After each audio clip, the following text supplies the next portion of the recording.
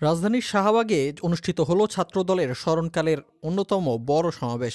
ছাত্রদলের নেতারা এই সমাবেশকে স্মরণকালের অন্যতম বড় হিসেবেই আখ্যা দিচ্ছেন, যেখানে সকাল থেকেই হাজার হাজার মানুষের সমাগম লক্ষ্য করা গেছে।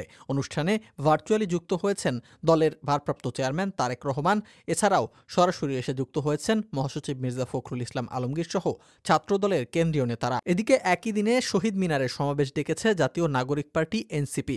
সেখানে সকাল থেকে অনুষ্ঠানের আয়োজন এবং কঠোর নিরাপত্তা দেখা গেলেও তুলনামূলক কম নেতাকর্মীদের উপস্থিতি লক্ষ্য করা গেছে।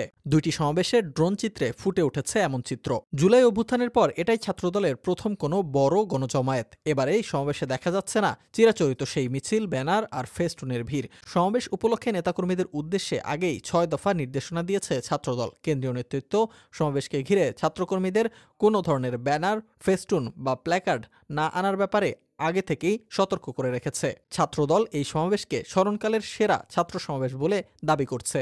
এদিকে শহীদ মিনারে জাতীয় নাগরিক পার্টির অনুষ্ঠানও শুরু হয়েছে।